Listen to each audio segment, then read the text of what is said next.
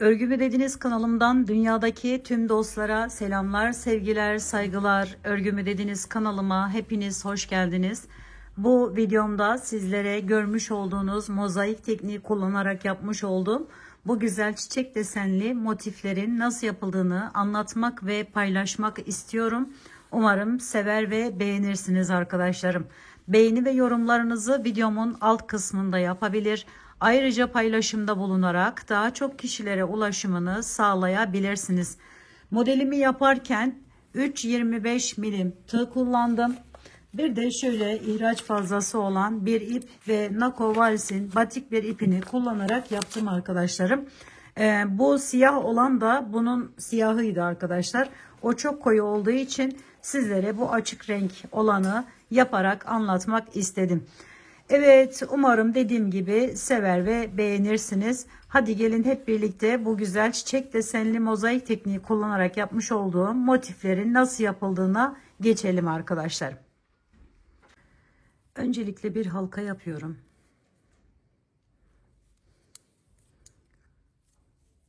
İçine giriş yaptım. Bir zincir çekiyorum ve bir tane sık iğne yapıyorum.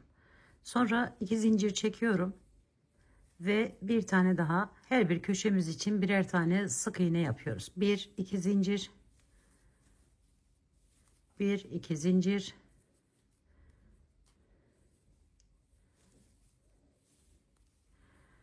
şimdi 1 2 3, bu da dördüncü köşemiz.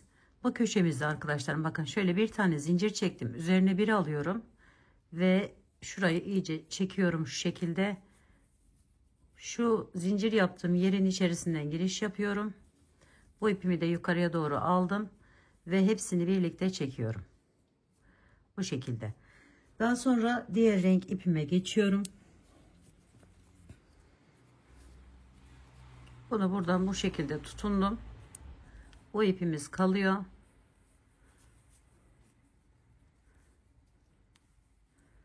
Şöyle bir tane zincir çekelim, elimizi rahatlatalım. Hemen iç arka kısmından şöyle kenara çekeyim onu. Giriş yaptım, sık iğne yapıyorum. 1. Daha sonra yanındaki sık iğnemin üzerinden giriş yaparak şöyle arka tarafından 2 ve köşeye normal giriş yapıyorum. 3 tane buraya sık iğne yapıyorum. 1 2 zincir, tekrar bakın şu şekilde aldım, 1 sık iğnemin üzerine arkadan giriş yaparak alıyorum, 2 bir de köşeye 3 tane sık iğne yapıyorum. 1 2 zincir, yine aynı şekilde 1 2 bir de köşeye 2 zincir, aynı şekilde buraya da 1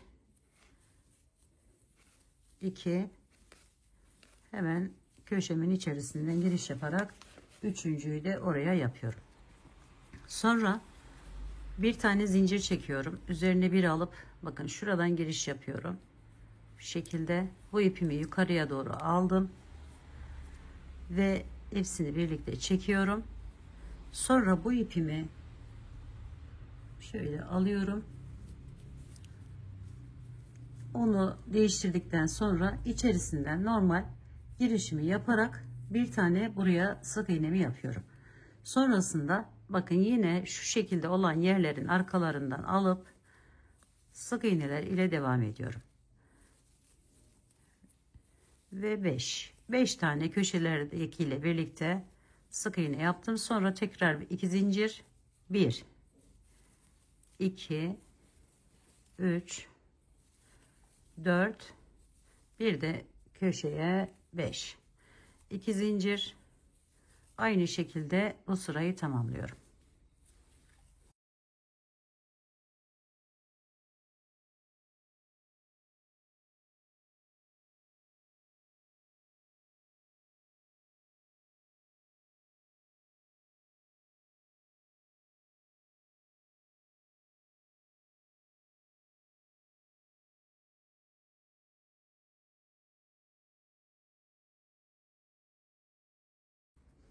Şimdi diğer renk ipimi alıyorum. Bununla buradan normal giriş yaparak yine çektim, birinciyi yaptım arkadaşlarım. İkinciyi hemen yanına gelen yere bakın şöyle ikinci sık iğnemi yapıyorum, sonra üzerine alıyorum, alttaki bu 3 yere 3 tane ikili trabzan yaparak devam ediyorum. 1 2 3. Sonra yine bunun arka tarafından bakın alıyorum, bir de iç kısmına 2 tane sık iğne yapıyorum. 2 zincir, 2 tane sık iğne, biri normal köşeye, biri de yanındakinin arka tarafından. Sonra bu üçlünün üzerine 3 tane ikili trabzan yapıyorum.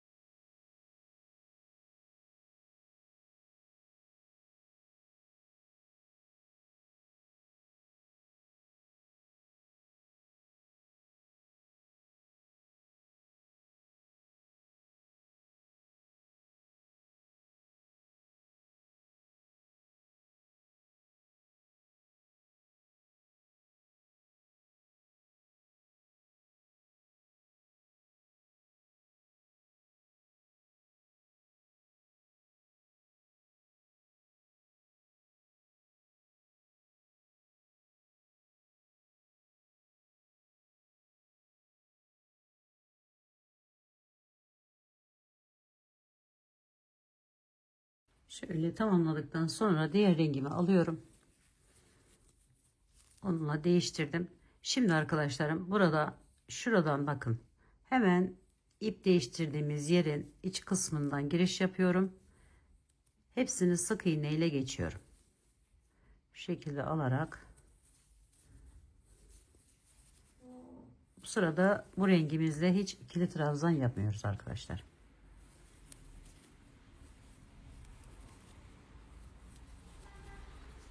Yalnızca bu köşelerdeki zincirlerin içerisinden bakın şu şekilde alıp buralara sık iğnelerimizi yapıyoruz. 2 zincir, devam edelim.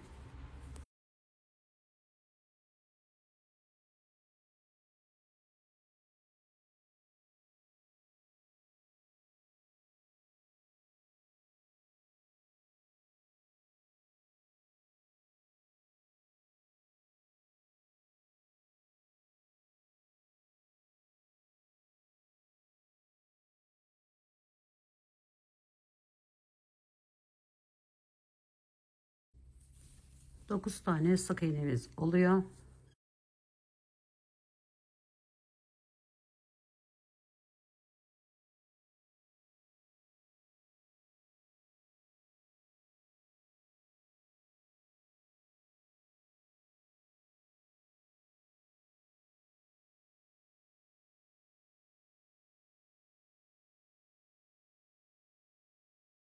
Bir tane yaptıktan sonra hemen buradan girişimizi yapıyoruz. Bu şekilde diğer rengimize geçiyoruz. Şimdi bu rengimle hemen bakın bu bıraktığım yerin iç kısmından giriş yapıyorum. Birinci sık iğnemi buraya yapıyorum. Sonra üzerine bir alıyorum ve aşağıdan başlayarak şuradan bir,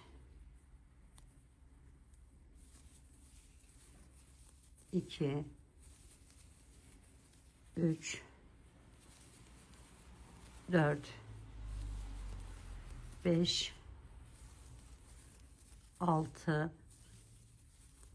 7 8 9. Bir alt sıradaki sık iğne kadar ikili trabzan yapıyorum. Sonra yine köşeye giriş yapıyorum normal bir şekilde. 2 zincir çekiyorum. Bir tane sık iğne, 9 tane ikili trabzan yaparak devam ediyorum.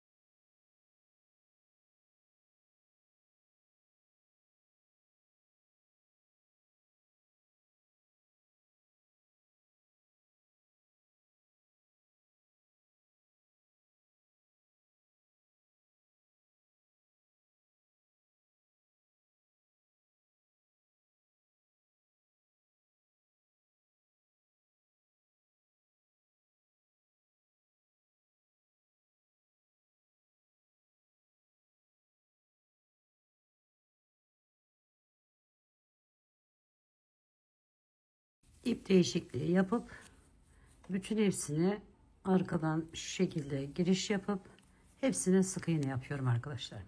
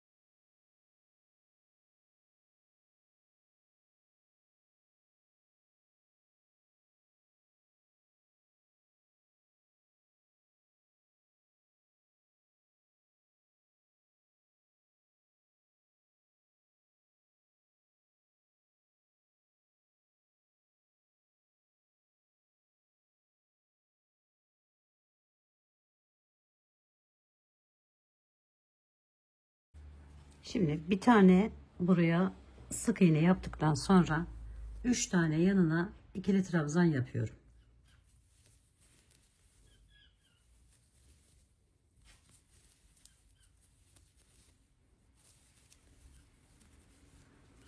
Sonra arkadaşlar bu araya 3 tane sık iğne yapıyorum.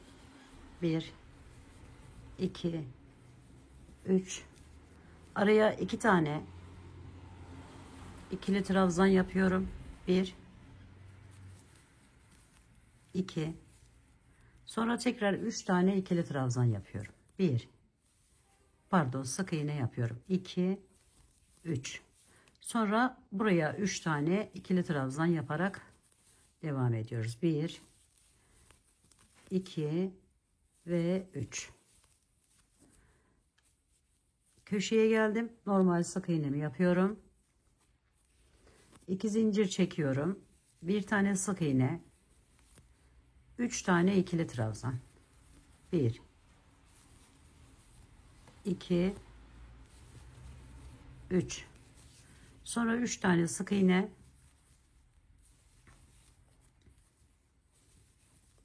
sonra 2 tane ikili trabzan, 1 2, pardon, şurada bir tane ileriye yapacağız. Şöyle 1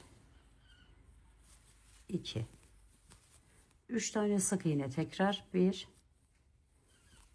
2 3, sonra 3 tane ikili trabzan yapıyoruz. 1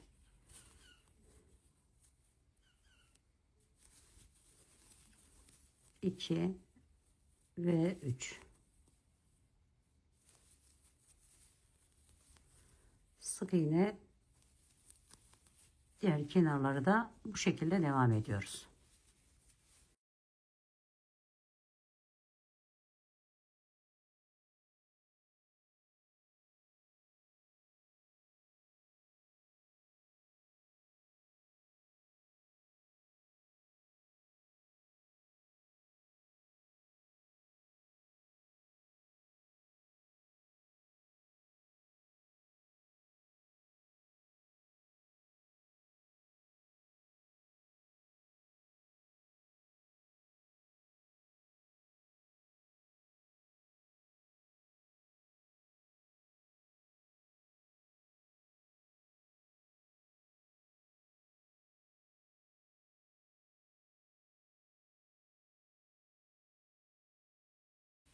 Şimdi renk değişikliği yapınca hemen arkadan başlıyorum önce.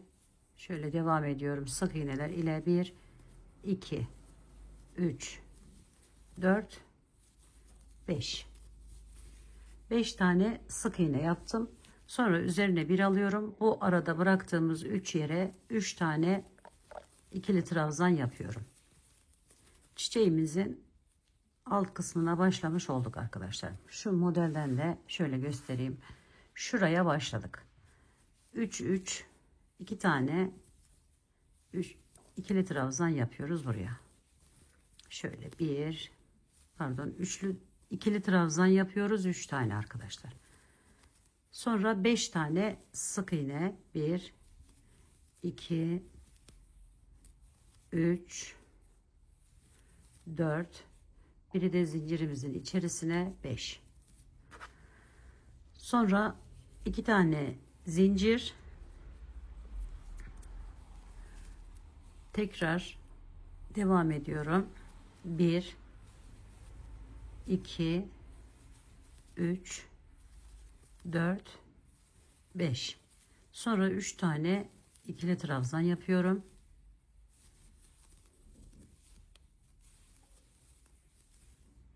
İki tane sık iğne yapıyorum. 1 2, sonra 3 tane ikili trabzan da bu tarafına yapıyorum.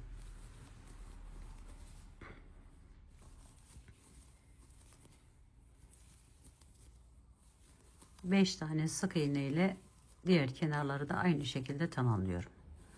Şöyle yaptım. 1 2 zincir, aynı şekilde devam ediyoruz arkadaşlar.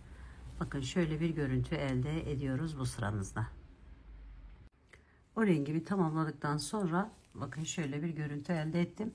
Şimdi bu rengimle arkadaşlar yine iç kısmından giriş yapıyorum. Sonra üzerine bir alıyorum.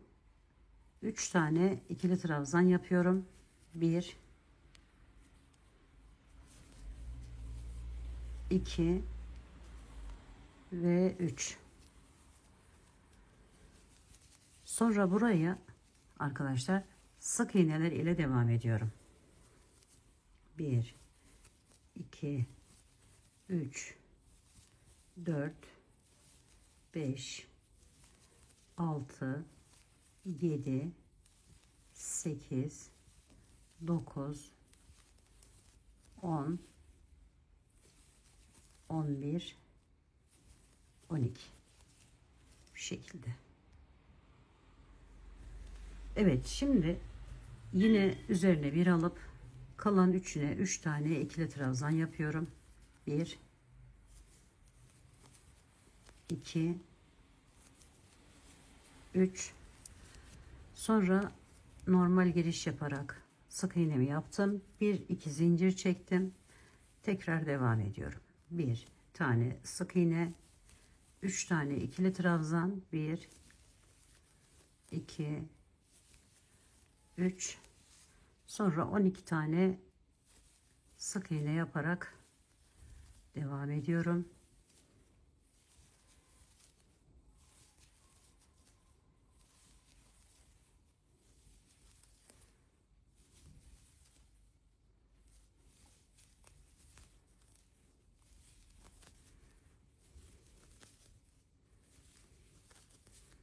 Sonra tekrar 3 tane ikili trabzan yapıyorum. 1 2 ve 3.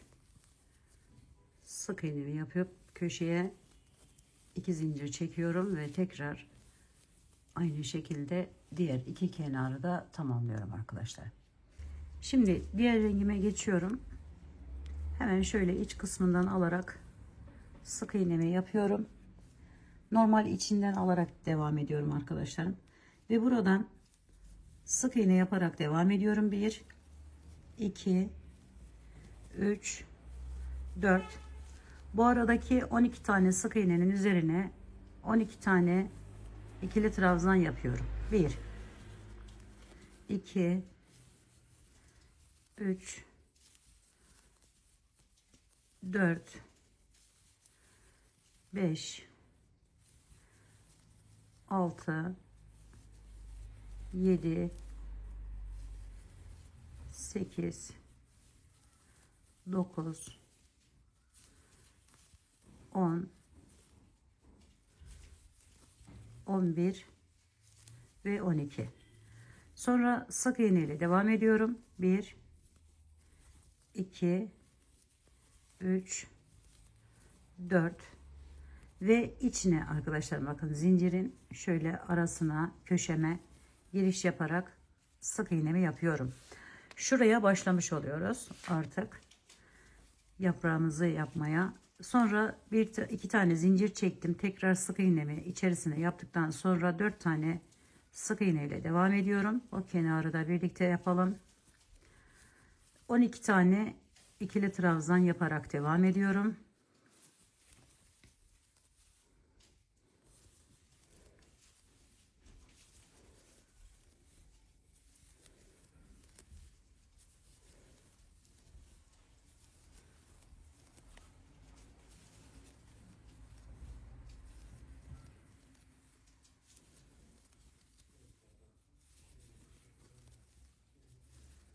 Sonra 4 tane sık iğne yapıyorum.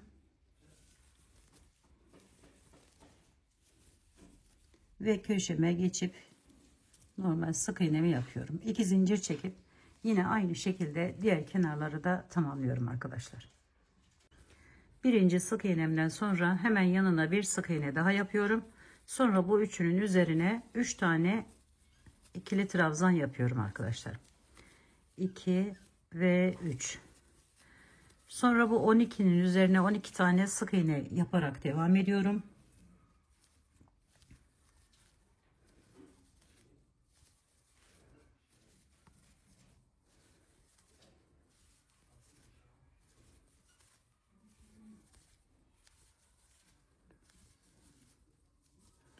Sonra tekrar 3 tane ikili trabzan.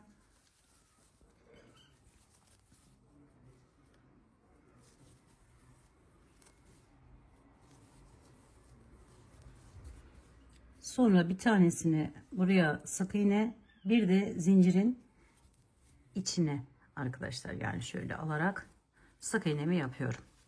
Şöyle bir görüntü elde ettim. 2 zincir çekiyorum. Diğer zincirimin içerisinden giriş yaparak oraya bir tane sık iğne, bir de hemen yanındaki yere. Sonra 3 tane ikili trabzan yapıp devam ediyorum.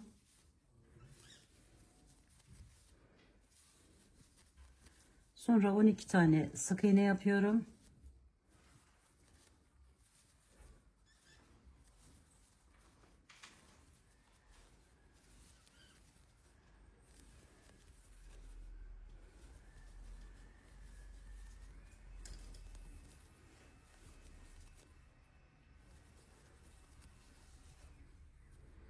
Sonra 3 tane ikili trabzan.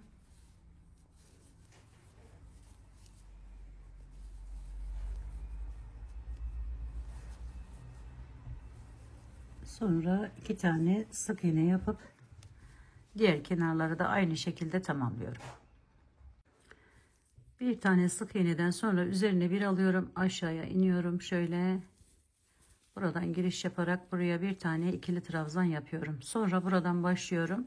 1, 2, 3, 4 tane sık iğne ile devam ettim. Sonra üzerine bir alıyorum. 5 tane ikili trabzan yapıyorum. 1, 2, 3, 4, 5. Araya 2 tane sık iğne yapıyorum. 1, 2, sonra 5 tane ikili trabzan yapıp devam ediyorum. Alttan ikisini de atladık aynı zamanda. 1, 2, 3, 4 ve 5. Sonra 4 tane sık iğne. 1, 2, 3, 4. Sonra üzerine bir aldım. Bakın şuradan giriş yapıyorum. Bir tane ikili trabzan, köşeye normal giriş yaparak sık iğne. 1, 2 zincir, bir tane sık iğne, bir tane ikili trabzan, Sonra 4 tane sık iğne ile devam ediyorum. 2, 3 ve 4. 5 tane ikili trabzan.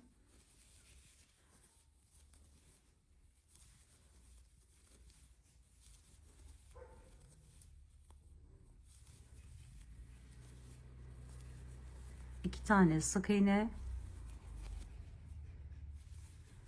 Tekrar 5 tane ikili trabzan yaparak devam ediyorum.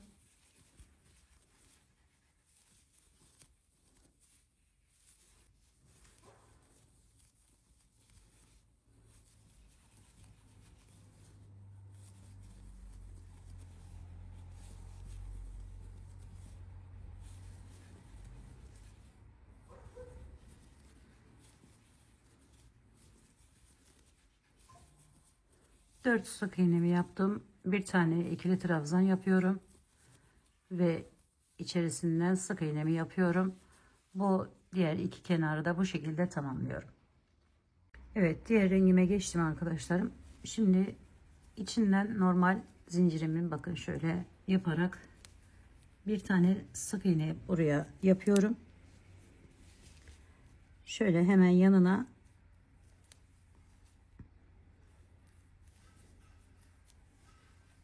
2, 3 köşe ile birlikte 3 tane sık iğne yaparak geldim. Sonra üzerine bir alıyorum. 4 tane ikili trabzan yapıyorum. 1, 2, 3 ve 4. Bu 12 yere 12 tane sık iğne yaparak devam ediyorum. 1, 2, 3, 4, 5, 6, 7, 8, 9, 10, 11, 12. Sonra 4 tane ikili trabzan yapıyorum. 1, 2, 3, 4.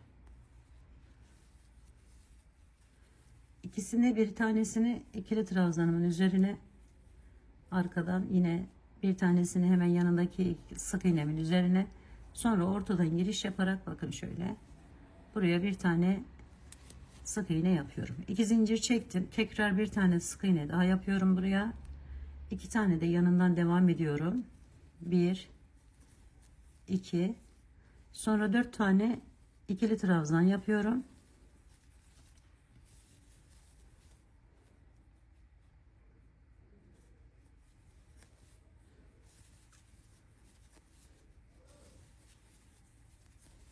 Sonra 12 tane sık iğne yapıyorum.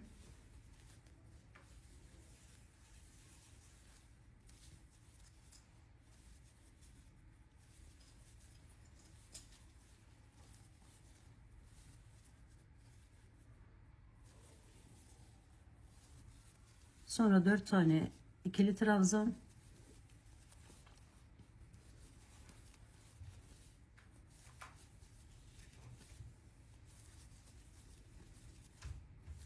Sonra 3 tane sık iğne, ikisi buraya, bir tanesi de ortaya şöyle köşeye ve 2 zincir çekip bu şekilde devam ediyorum. Diğer iki kenarı da tamamlıyorum. Evet arkadaşlarım, bakın şöyle bir görüntü elde ettik. Şimdi bu rengimize geçiyoruz. Onunla normal içinden bakın şöyle alarak sık iğnemin birincisini yapıyorum köşeme.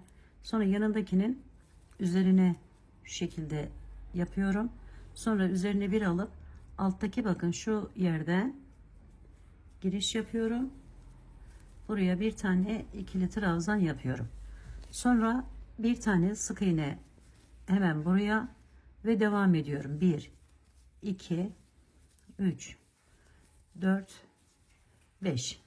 Şimdi sık iğnelerle buraya geldim. Bu yaprağımın şurasını yapacağım. 2 tane daha sık iğne ile ilerliyorum. 1, 2. Sonra 2 tane ikili trabzan yapıyorum. 1, 2. Sonra bir tane bakın şunun üzerine sık iğne. Sonra ortaya 2 tane ikili trabzan yapıyorum. 1, Şöyle de alabiliriz. 2. Bir tane tekrar sık iğne. Sonra 2 tane ikili trabzan. Buraları sık iğne ile geçiyoruz. 1, 2, 3, 4, 5, 6, 7. Sonra bakın şöyle bir kaldı. Üzerine bir alıyorum. Altta iniyorum. Buraya bir tane ikili trabzan. Hemen yanındaki yere sık iğne. Normal içeriden alarak sık iğnemi yapıyorum. Şu şekilde. 2 zincir çekiyorum. Aynı şekilde bir tane sık iğne buraya. Bir tane hemen yanındaki rengimizin üzerine şu şekilde. Sonra üzerine bir alıp şuraya iniyorum. Ve oradan çıkartıp bir tane ikili trabzan da buraya yapıyorum. 7 tane sık iğne ile devam ediyorum. 1, 2, 3, 4, 5, 6, 7.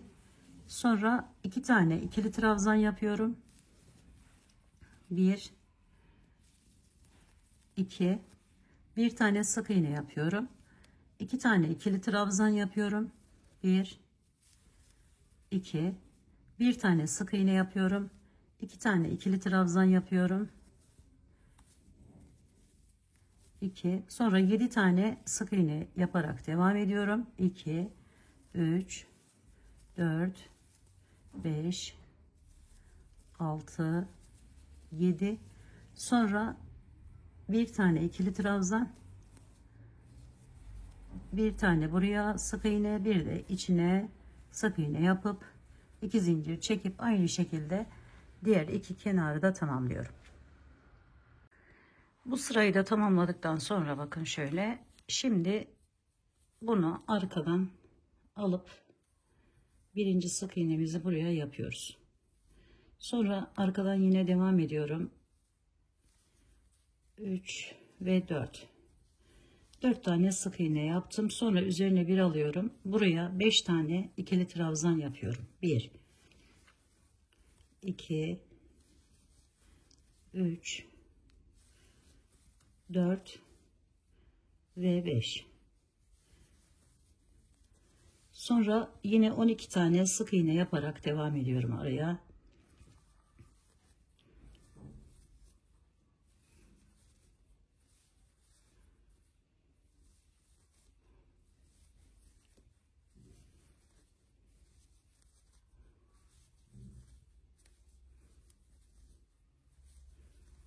Sonra 5 tane ikili trabzan yapıyorum. 1,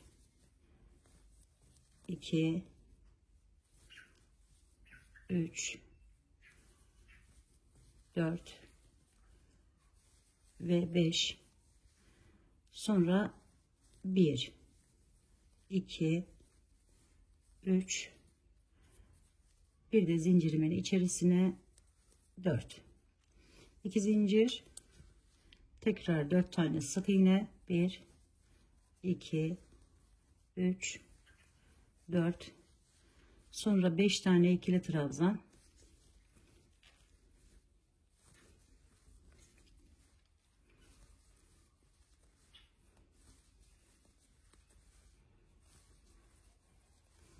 Sonra 12 tane sık iğne.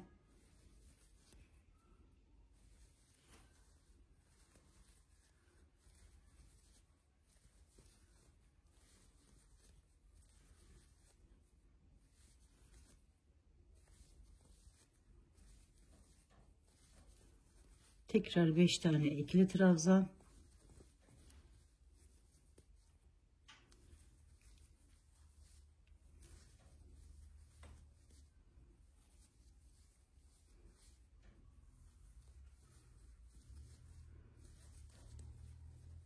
Bir, iki, üç, 4 tane sık iğne, 2 zincir, tekrar 4 sık iğne, 5 ikili trabzan şeklinde diğer kenarlardaki gibi devam ediyoruz. Bakın şöyle. Evet, diğer iki kenarı da aynı şekilde tamamlayalım. Evet, bu sırayı da tamamladıktan sonra diğer rengime geçiyorum. Bakın iç kısmından alarak bir tane sık iğne yaptım. Sonra 3 tane, birini buraya arkadaşlarım şöyle altına, ikinciyi yanına, 2 3 tane ikili trabzan yapıyorum. Sonra sık iğne ile devam ediyorum. 1 2 3 4 5 6. Sonra 5 tane ikili trabzan yapıyorum. 1 2 3 4 ve 5. Sonra 2 tane sık iğne, 1 2, tekrar 5 tane ikili trabzan, 1 2 3 4 ve 5. Sonra sık iğneler yapıyorum. 1 2 3 4 5 6. Sonra üzerine bir alıyorum. Bakın şuradan birinciye 1, yanına 2 ve köşeye 3 ikili trabzan yaptım. İçine giriş yapıyorum. 2 zincir çekiyorum. Tekrar içinden alarak bir tane sık iğne, sonra üzerine bir alarak buradan başlıyorum. 1 2 3 tane ikili trabzan yapıyorum. Sonra 6 tane sık iğne ile devam ediyorum.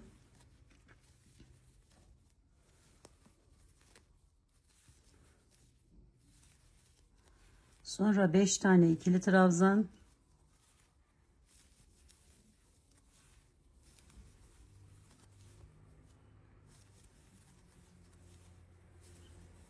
İki tane sık iğne.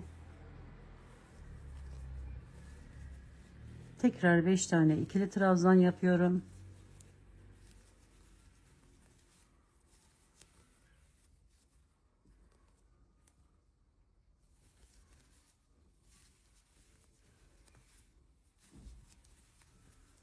Sonra 6 tane tekrar sık iğne yapıyorum.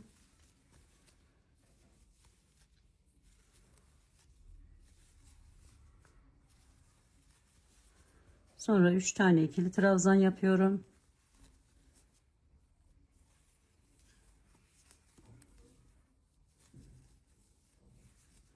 Sonra sık iğnemi yapıp 2 zincirimi çekip devam ediyorum. Evet, bu şekilde de bu sırayı tamamlayalım. Evet, bu rengimizi de bu şekilde tamamladıktan sonra diğer rengime geçiyorum. Yine arkadan giriş yapıp birinci sık iğnemi buraya yapıyorum.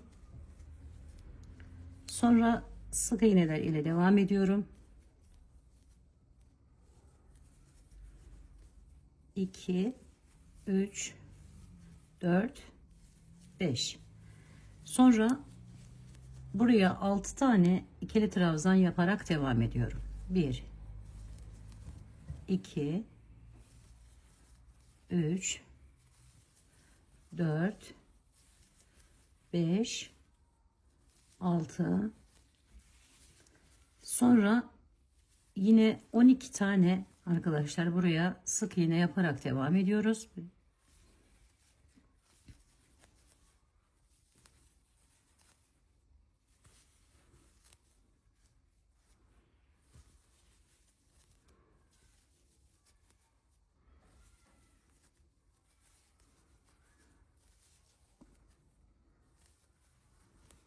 Altı tane ikili trabzan yapıyoruz.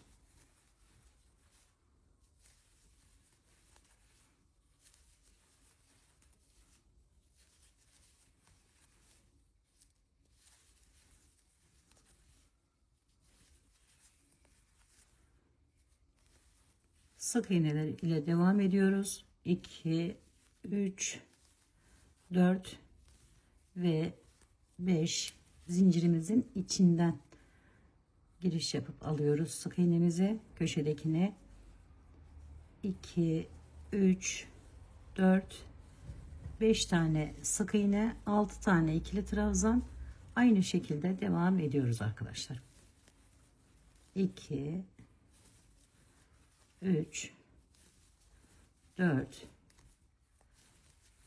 5, 6, 12 tane sık iğne,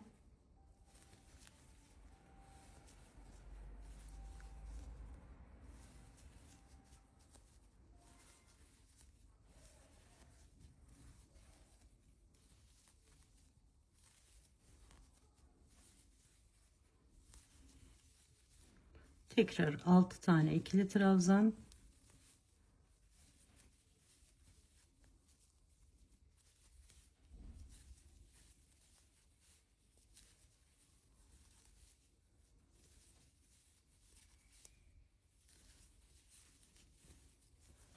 beş tane sık iğne ile köşeye geçiyoruz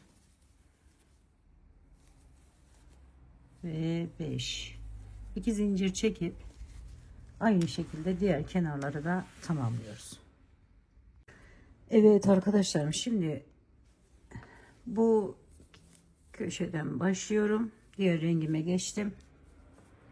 Şöyle yine iç kısmından giriş yapıp şöyle birinci sık iğnemi yaptıktan sonra hemen şöyle giriş yapıyorum. 1, 2, 3 tane ikili trabzan yapıyorum yanına. Sonra buradan başlıyorum. 1, 2,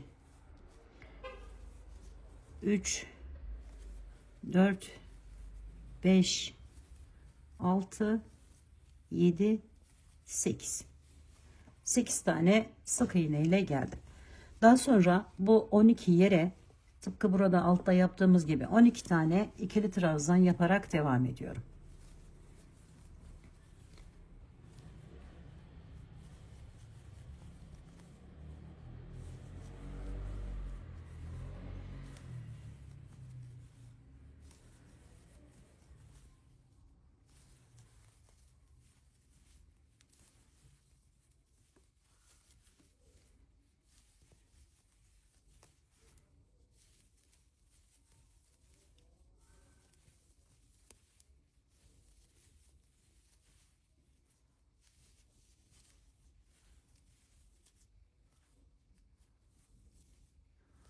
Sonra tekrar 8 tane sık iğne yapıyorum. 2, 3, 4, 5, 6, 7 ve 8. Sonra üzerine bir alıyorum. Bakın şuradan başlıyorum. 3 tane ikili trabzan yapıyorum. 1, 2, 3. Sonra köşeme geçtim. 1, 2 zincir. Tekrar köşemi normal bir şekilde yapıyorum. Yine 3 tane ikili trabzan.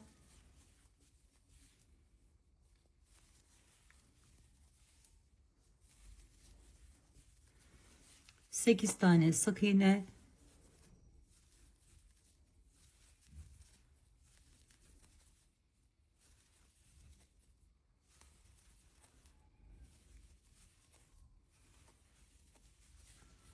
Sonra 12 tane ikili trabzan.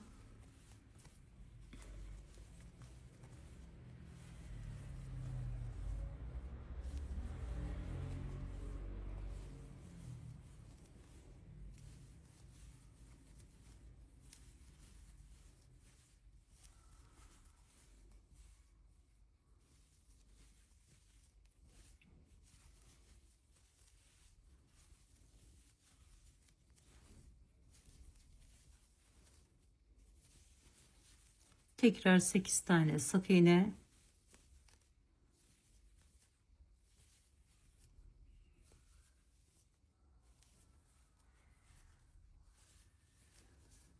Üç tane ikili trabzan.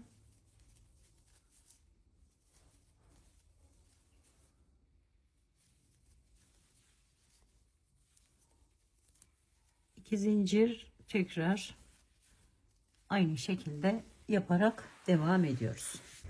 Şimdi bu sırayı da bu şekilde tamamladık. Diğer rengimize geçiyoruz. Yine arkadan ilk birinci sık iğnemizi şu şekilde yapıyoruz. Bir, hemen yanındaki yere 2 ve 3, 4, 5. Şöyle 5 tane sık iğne ile geldim. Köşedekiyle birlikte arkadaşlar. Sonra bu araya 2 tane ikili trabzan yapıyorum. 1, 2. Sonra burada 3 tane şurası için yer bırakıyorum arkadaşlar. Yani 3 tane sık iğne yapıyorum buraya. Şöyle başlayalım. 1, 2, 3. Sonra diğerlerine şuradan 1, 2, 3 atladık. Buradan başlıyoruz. 3 tane bu tarafa ikili trabzan yapıyoruz. 2, 3. Sonra burayı 12 tane sık iğne ile devam ediyoruz.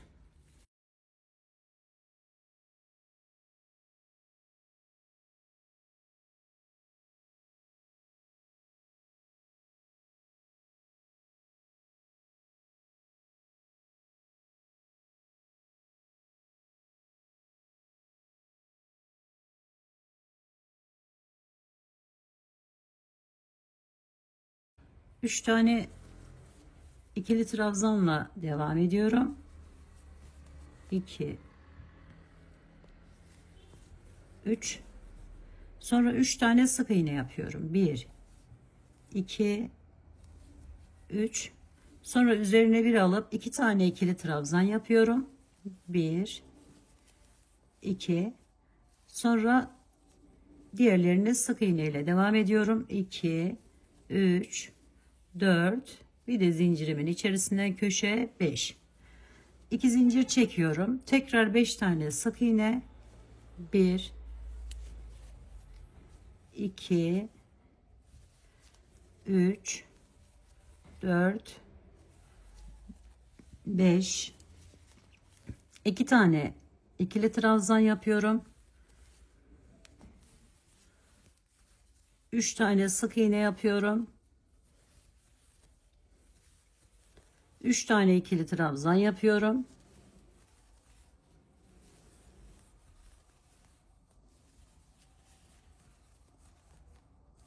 On iki tane sık iğne yapıyorum.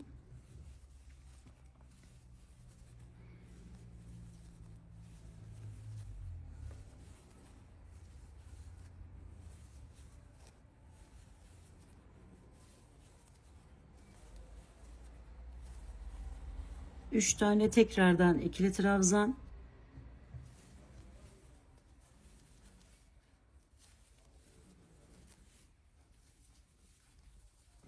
3 tane sık iğne, 2 tane ikili trabzan, 5 tane sık iğne ile devam ediyorum.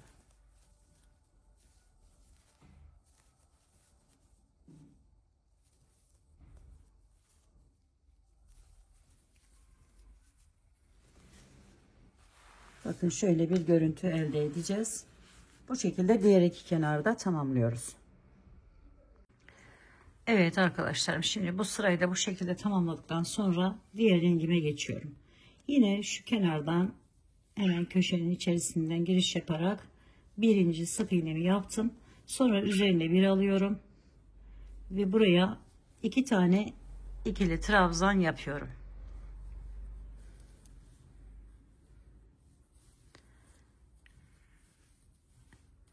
Sonra 2 tane ikili trabzandan sonra aradaki bu 3 yere 1, 2, 3, sonra bu ikili trabzanlarımın üzerine sık iğne yapıyorum. Toplam 5 tane sık iğne yapmış oluyorum. Sonra üzerine bir aldım. Bu bıraktığımız 3 tane yere 3 tane ikili trabzan yapıyoruz. 1, 2, 3.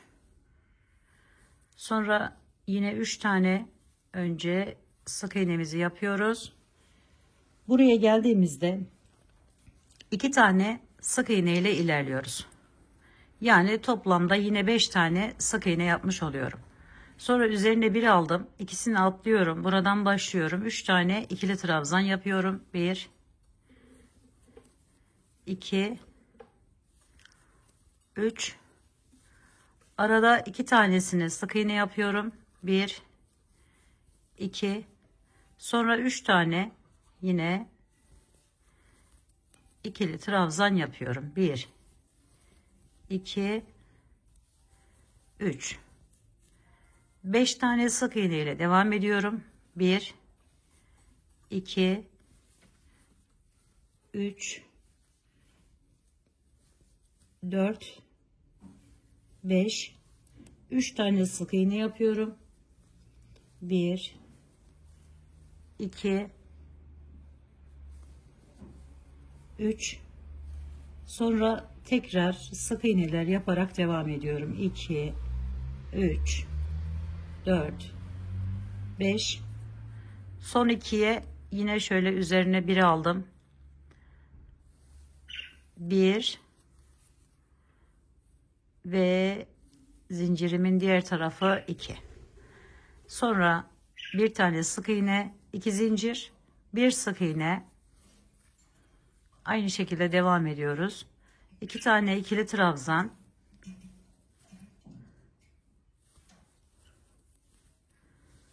Sonra 5 tane sık iğne. 1 2 3 4 5. Sonra 3 tane ikili trabzan. 1 2 3. Sonra 5 tane sık iğne. 1 2 3 4 5. Sonra alttan ikisini atladım. 3 tane ikili trabzan. 1 2 3.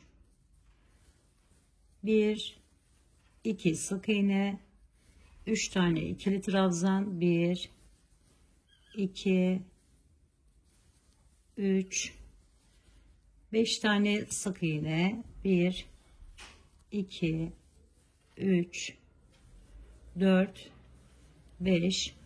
3 tane ikili trabzan.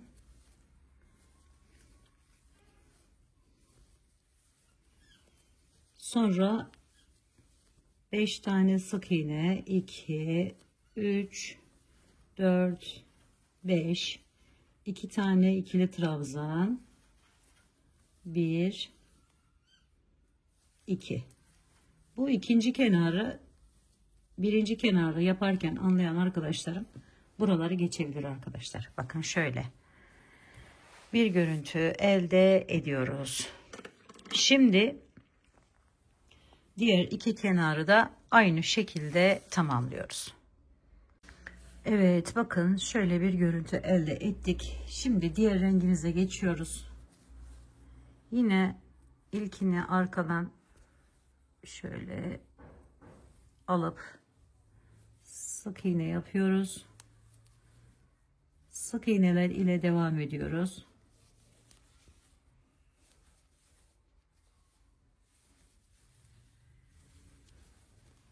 Buraları da arkadaşlarım sık iğne ile devam ediyoruz.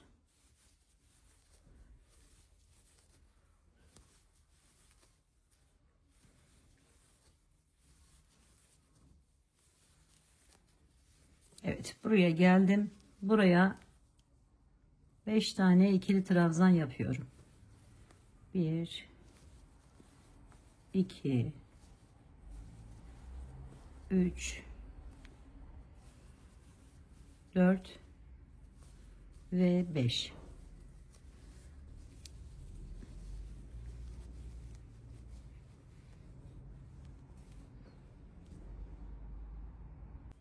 Evet, sık iğnelerle buraya geldim. Bundan sonra yine sık iğne ile devam ediyorum.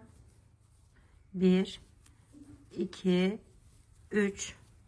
Sonra üzerine bir alıyorum ve 2 tane buraya ikili trabzan yapıyorum. 1, şöyle 2, sonra 3 tane sık iğne yapıyorum. 1, 2, 3.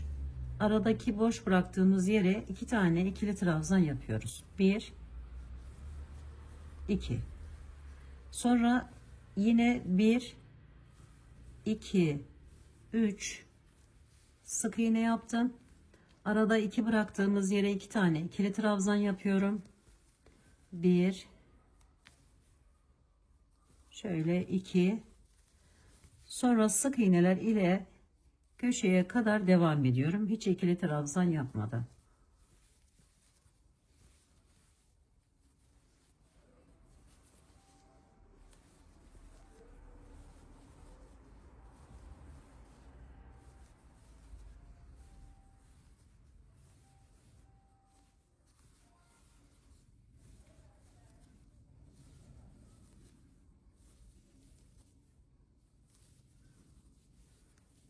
İki zincir çektik. Yine ikili trabzan yapacağımız şuraya kadar sık iğne ile devam ediyoruz.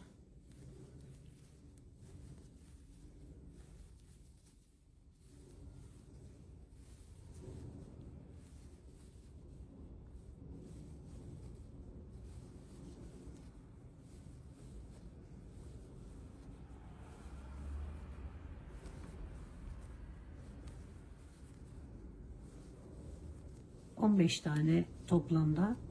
Sonra 2 tane ikili trabzan,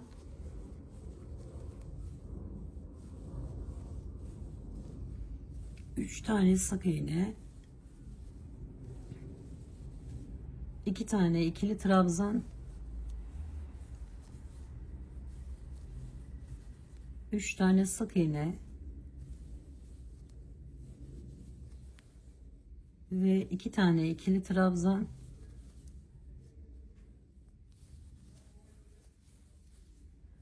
sonra sık iğneler ile devam ediyoruz.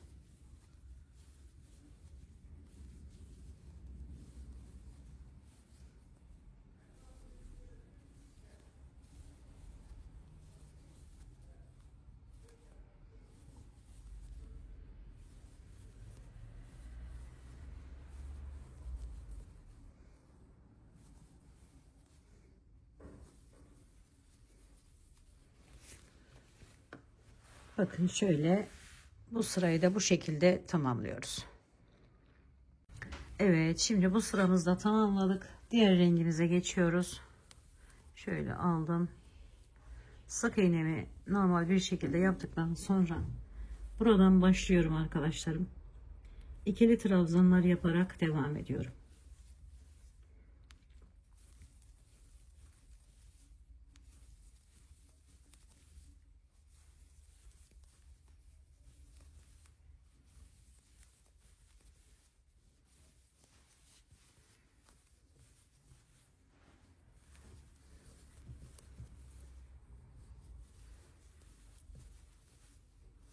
Dokuz tane ikili trabzan yaptık. Şurayı tamamlıyoruz arkadaşlar. Bakın şöyle şurayı artık geçmiş oluyoruz. Sonra 3 tane sık iğne, 1, 2, 3. Sonra tekrar 3 tane ikili trabzan yapıyoruz. O da burası olmuş oluyor. Şöyle 1, 2, 3. Sonra buraya kadar, şu boşluğa kadar sık iğne ile devam ediyorum.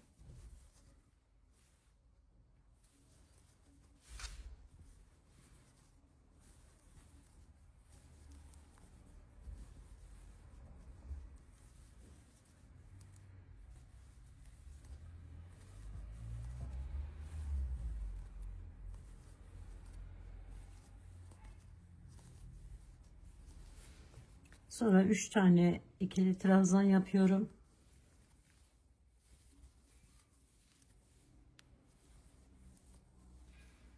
Üç tane sık iğne yapıyorum. 1, 2, 3. Sonra yine ikili trabzanlar yaparak devam ediyoruz.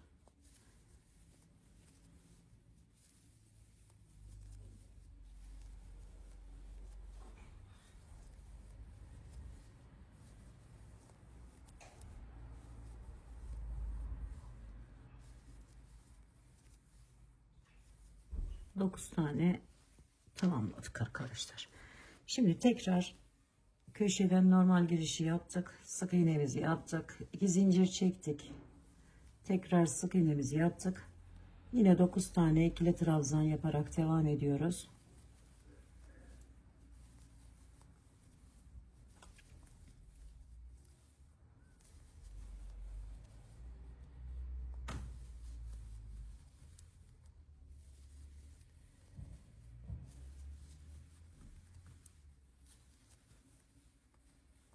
Sonra 3 tane sık iğne yapıyoruz. 3 tane ikili trabzan yapıyoruz.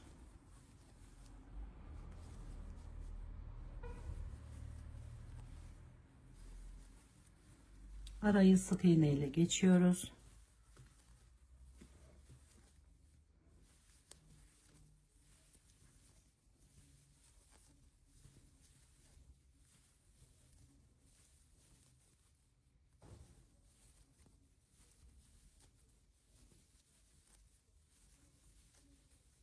Sonra 3 tane ikili trabzan.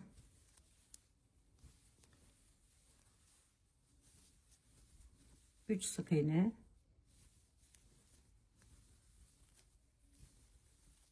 9 tane ikili trabzan yapıp diğer kenara devam ediyoruz.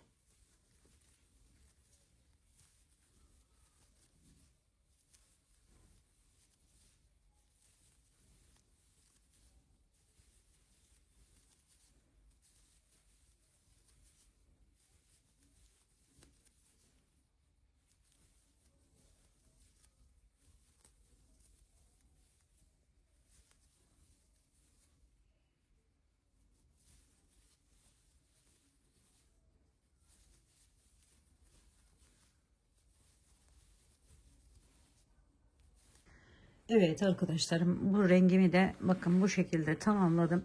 Şimdi son sıramıza geldik. Hemen ip değişikliği yapıyoruz. Aynı zamanda birleştirme sırası. Bu ipimizi kesebiliriz artık.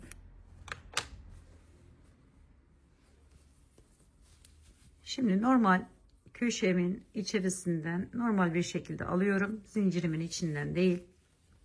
Ve yine buraları sık iğne ile devam ediyorum. İkili trabzanların üzerine, çünkü ikili trabzan yapamıyoruz. Şöyle sık iğne,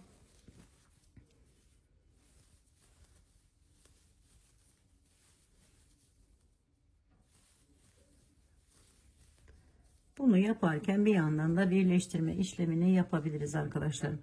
Şimdi bu aradaki boşluğa 2 tane, pardon 3 tane ikili trabzan yapıyorum. 1 2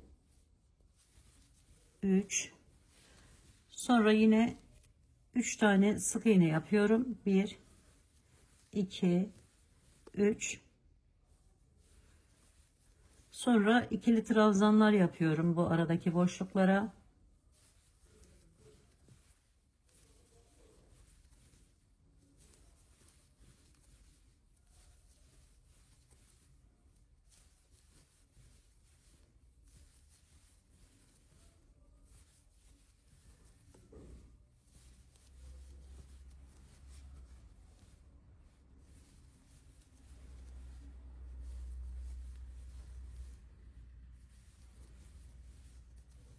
Buraya yine 3 tane sık iğne, 3 tane ikili trabzan,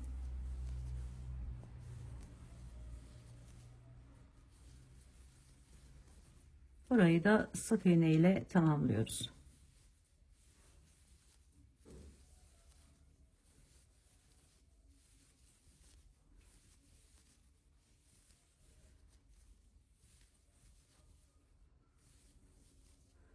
Sonra köşenin içerisinden giriş yapıp bir tane sık iğne yapıyoruz.